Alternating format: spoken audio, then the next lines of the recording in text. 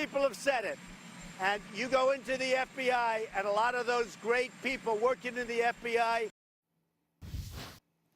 The president's personal attorney, Rudy Giuliani, today surprising many. Giuliani reversed direction on the Mueller investigation, even as the phony Russian collusion narrative is collapsing all around. Giuliani told the Washington Post he now believes President Trump should interview with the special counsel. The reason for that, we haven't the foggiest. Our first guest tonight is calling for a second special counsel to investigate Spygate. Congressman Matt Gaetz, a member of several key committees, including Budget, Judiciary, and Armed Services. Great to have you with us, Congressman. Let's start with the president's attorney now deciding that he should, the president, submit to an interview with a special counsel. Your thoughts? Any attorney that advises Donald Trump to interview with Bob Mueller needs to immediately put their malpractice insurance carrier on notice, because that would be pretty darn close to legal malpractice. This is a perjury trap. This was a team that was set up not to investigate crimes, but to get Donald Trump. That's what the start of this investigation was about, from the very first pieces of evidence collected by Peter Strzok. People don't like to point out that the Papadopoulos information came through Peter Strzok, and then somehow lashed into a FISA application to spy on American citizens as a consequence of a dossier that was paid for by the DNC and Hillary Clinton and curated in part by Russians. This is a rotten investigation. We need to call it out for what it is, and to give it dignity by having the president sit in a potential perjury trap would be terrible, terrible advice, and I hope the president does not do that. I think much of the country, I sense, would agree with you. Yet Giuliani has again taken a stark reversal here in this one. He is surprising a lot of people, and it's just curious the direction he really does intend. If it is not, well, I hope that the president has plenty of offsetting counsel, I'll put it that way. Let's turn to the FISA meeting you just referred to.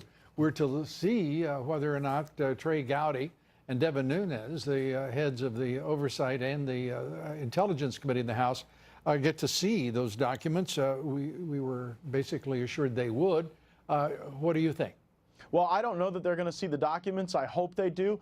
There have been other circumstances where the FBI and Department of Justice will just brief on the documents. They won't actually provide them, but will brief on them. So I hope that there's a robust review of the important information. But Lou, if intelligence was collected in any way on Donald Trump's campaign as a consequence of politics or any sort of influence from the Obama White House, that would be deeply troubling. And I am now reminded of the text messages between Peter Strzok and Lisa Page, where they talk about the White House is running this and the White House wants to be kept informed on everything. You know, it really makes you wonder who in the White House were these people communicating with, and were they some of the folks who were then driving the collection of intelligence on the Trump campaign? I think there could be a lot of questions that Obama administration officials have to answer if we get a second special counsel. If we don't get a second special counsel, they'll probably get off, because this Justice Department is not capable of investigating itself.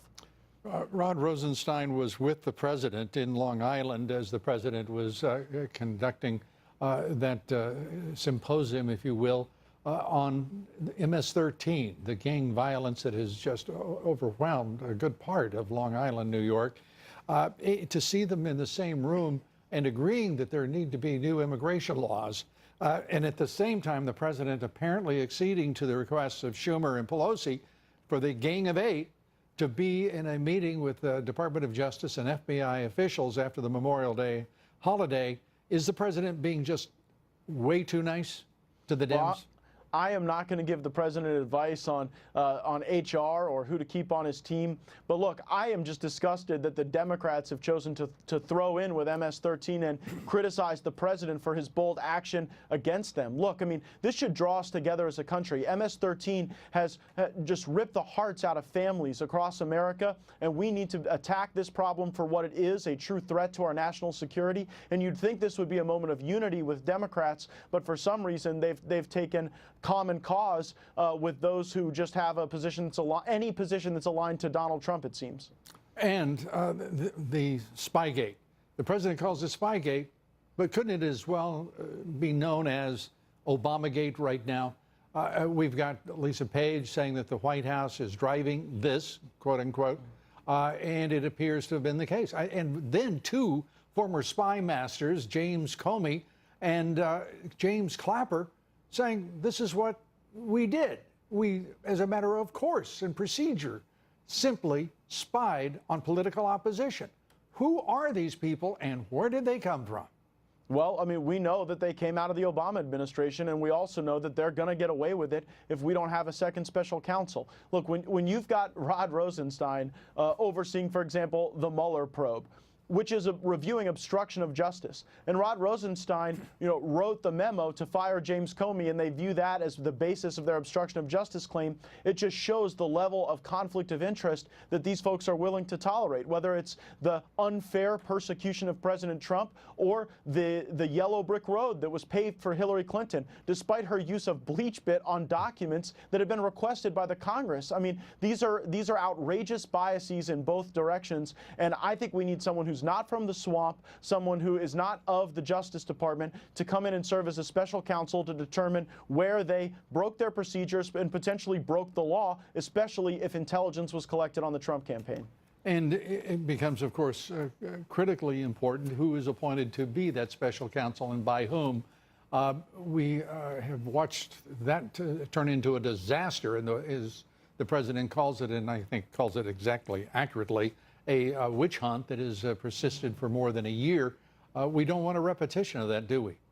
No, look, we certainly don't. And I don't like special counsels, but here we're in a situation where the membership of the Judiciary Committee is called for a special counsel, where the Judiciary Chairman, Bob Goodlatte, is called for a special counsel, where Trey Gowdy is called for one, the Majority Leader, Kevin McCarthy, the Majority Whip, Steve Scalise. So we're having a broad base of the support from the Republican Party that want to get real answers. And the question is whether or not we'll continue to allow the Justice Department to drive the train on these investigations, or whether there is a higher level of scrutiny and review that they ought to be subjected to.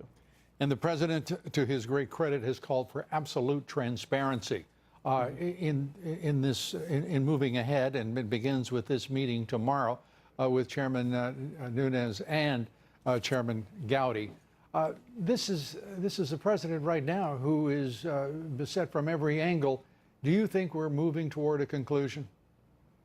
I don't know. That troubles me. The fact that we continue to go forward with the Mueller investigation when we know it's built on a rotten foundation, when we know that the original intelligence was collected by people who hated the president and were working on an insurance policy to discredit the president, there would not be any possible prosecution that would be successful from this. And so I think the goal is just to drag it on and to continue to have a cloud over the Trump presidency, to potentially sway voters in the midterm elections. I don't think that there is a sincere investigatory outcome here. I think it's largely turned into a political exercise. And the reason I believe that, Lou, is that we continue to see examples where people at the FBI and Department of Justice were not acting as investigators and attorneys. They were acting as political hacks, leaking information to the press. And then even when they knew stuff wasn't credible, presenting it to a FISA court. This is to achieve a political outcome, not to deliver justice. And that's what troubles me as a member of the Judiciary Committee.